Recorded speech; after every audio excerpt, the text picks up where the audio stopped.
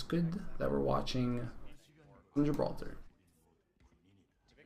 Gibraltar, an interesting map because of how good the high ground is on this hangar phase. A 76 on the roof is arguably unkillable, but they have Mickey, the hidden Thailand gem, who will probably be able to deal with the high ground pretty well on the Diva, actually. Yeah, I mean, I like the soldier on this map. I mean, right away you have a lot of Thought they were going to run the Bastion, but they're not. So Rogue is kind of mirroring the composition that MVS has been running at them the entire tournament. They're running the 76. I mean, I guess Harry Hook's been playing McCree too, but this is essentially what MVS has been running the entire time, and it's not surprising to see MVS on the mirror because this is actually what MVS has been running the entire time. So Rogue playing into MVS, I think, a little bit here because this is the first map that we're seeing Rogue go in with this. I think this comp is, I don't know, it's good. It's obviously good. Roadhog into Diva's pretty good for the Roadhog. I mean, you get the hook. It's a matter of whether or not you get the Matrix off. Can't miss that. If you hit that hook, that would have been a dead Diva, I think. Good sleep dart and AKM. I mean, it just slows down this defense. Reinforces shield is never gonna. He's never gonna win that shield battle because the Roadhog is dead, so he doesn't have the backup to break Coco's shield. Good hook again from Taimu. AKM gets the kill though on Internet Hulk, and MB's in a kind of precarious position here as far as trying to win this fight down a healer. Although Taimu hits another hook. Taimu's hitting a lot of hooks, and Mickey gets the kill on AKM. So MB is in a pretty good position to steamroll right now, at least cap this point out. Taimu looking for the 76. Doesn't know where he is. Blind hooks. Harry Hook has ult. Gets the high ground immediately. Pretty clean. This is a pretty clean push though from... Ooh, never mind. That happened. That should have been a clean push. I don't know if I agree with 70s with Harry Hook being up there alone. That was unfortunate for sure. Because they don't get the cap. They're down 0.15 meters. It's pretty crazy.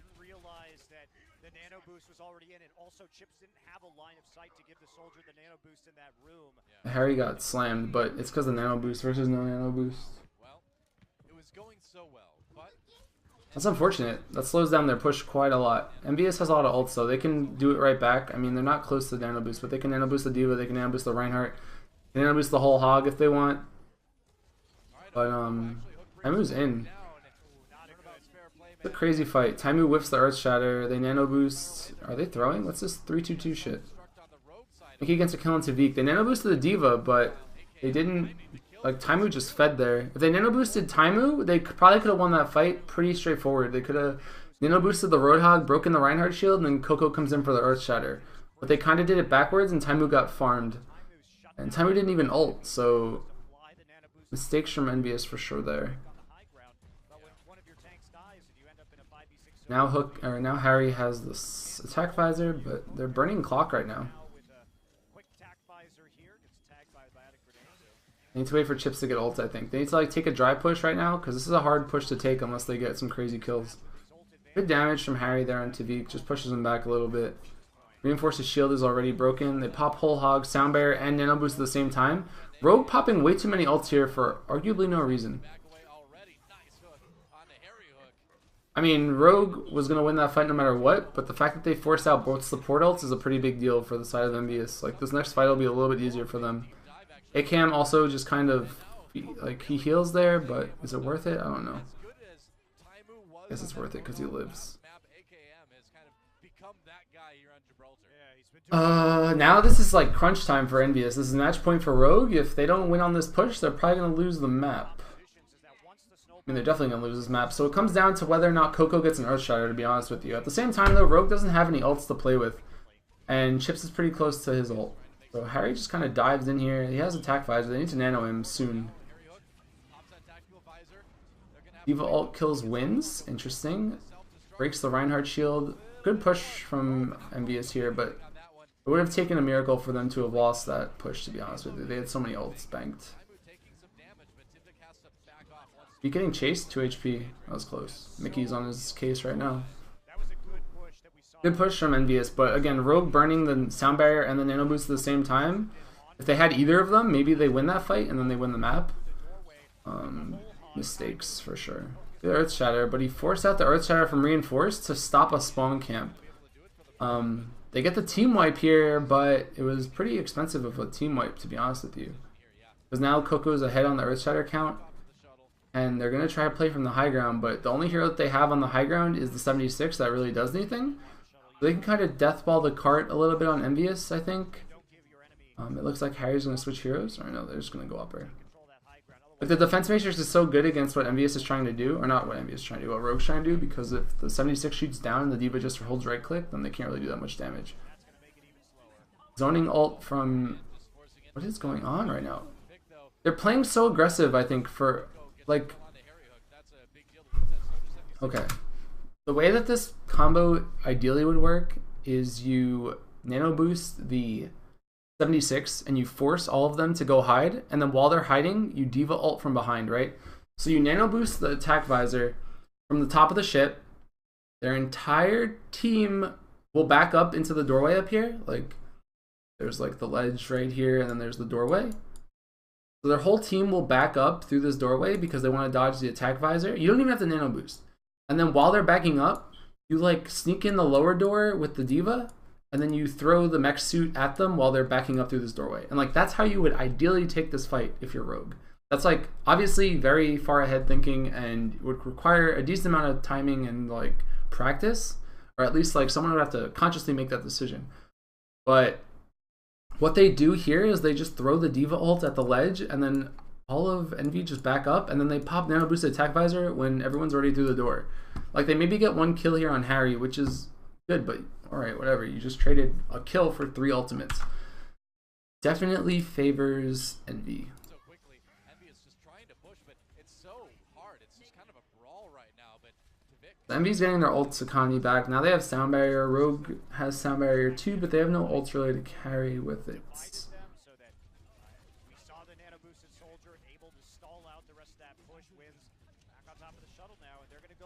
Harry's arm is actually mechanical.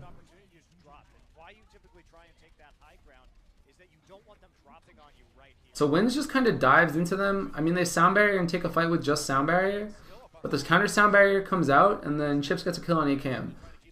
Again, MVS is in a really good spot here because Rogue, what were they going to do with that sound barrier? They had literally 0 ults except for sound barrier, and then they decided to take a fight with the sound barrier with nothing on the back of it.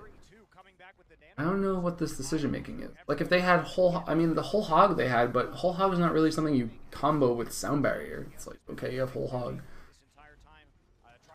MVS is in a good spot right now. Mickey drops his mech suit on the point. Really good charge. Ooh, this combo is actually so good. MVS makes this composition work so well, and it's impressive to me because they've never done it before this week. Tavik got put to sleep. I didn't notice. Maybe he did. But they play around it really well. What happens is they use the D.Va mech suit to like create a position where Reinforce can't drop his shield, because if he drops his shield, he's gonna die to the D.Va ult, and then Coco charges him anyway, and then he gets killed. So now Reinforce is just gone. He doesn't have his ult. They're kiting the shit out of this nano boosted attack visor. Mickey is chasing the shit out of Tavik all game. Super good player right now. But it looks like Rogue's gonna hold here, actually. That was a really good play, though. I'm surprised they didn't cap. I guess Coco died to Nox somehow in the back. Mickey's really good, though. I'm just gonna keep saying that. I'm just gonna, like, this is gonna be a meme by the end of the stream that Mickey's really good, guys. I think Mickey is just a good player, but he knows his role, you know. Like his only job is to chase around the 76 that has aimbot, and then when he does it, it's fine. Like, that's all he needs to do. Very straightforward, very simple job. It's just a matter of actually doing it, and I think he's doing a really good job of pressuring Tavik during these pushes. I do think that Rogue should have held harder. I think that they didn't use their ults the way that they could. Like they didn't use their ults as efficiently as they could have for sure on defense, and I think it led to MVS even getting that far. But if MVS can play a very, what I'm looking for, like if they can use their ults a little bit cleaner than Rogue did, then I think it's going to be hard for Rogue to retake. I mean, this is a decent hold. Like, this is winnable still. Holding that ramp underneath the Gibraltar ship is going to be probably their best bet, especially since they have Harry Hook easily one of the best, if not the best 76 right now. It's not AKM off of... They're running half a dive comp. This comp makes no sense to me, to be honest with you. Winston Genji with no Zarya, no Tracer, but you're running 76. You have no Reinhardt shield against the 76. Tavik versus Harry Hook. Harry Hook should win, I think. I don't know. What's your opinion on the current state of Diva? Mickey seems to be playing her well. I don't know, I think she's fine. I mean, she might be... I mean, tanks are just really powerful right now, because there's not enough damage heroes in the game to get through them. LOL. My god. Are they going to stay on this comp though, Envious? Not Envious, Rogue. Because I think Rogue's comp is questionable at best.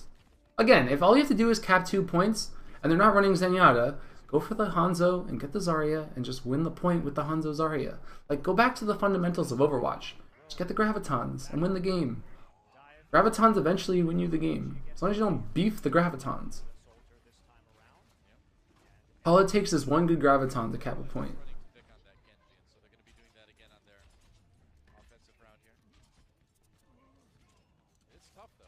But they're running Genji into 4 tanks. Like, Aaron and Hulk, they're running single healer. Ooh, I like this. I really like this, actually. And I said that this, when I did the FOD yesterday of like C9 and FaZe, I said that teams could probably get away with a single healer Ana with a 76 or like a Mercy. And the reason why this works and why I'm a fan of it, okay, we'll talk actually. Let's talk comps for a second because, alright, Rogue's comp, I don't know what they're thinking. This is not the play. Get a Zarya or get a Tracer or something and go full dive comp. Don't like half-ass the dive comp and run like a 76 combo. Oh, this is weird. Bizarre. Whatever. I don't want to talk about this. Let's talk about this because this is what's really cool. Single healer Ana, because Ana's overpowered and you can't kill Ana. Even with Winston Genji, if you just drop a heal station, like if these two just stay together and drop a heal station whenever they get jumped, bursting them is impossible or close to impossible. So I like this idea. This is a cool idea. So this hero can heal itself. This hero can heal herself. This hero can heal itself. Diva just needs to put up Matrix and then Chips can heal Reinhardt, same thing.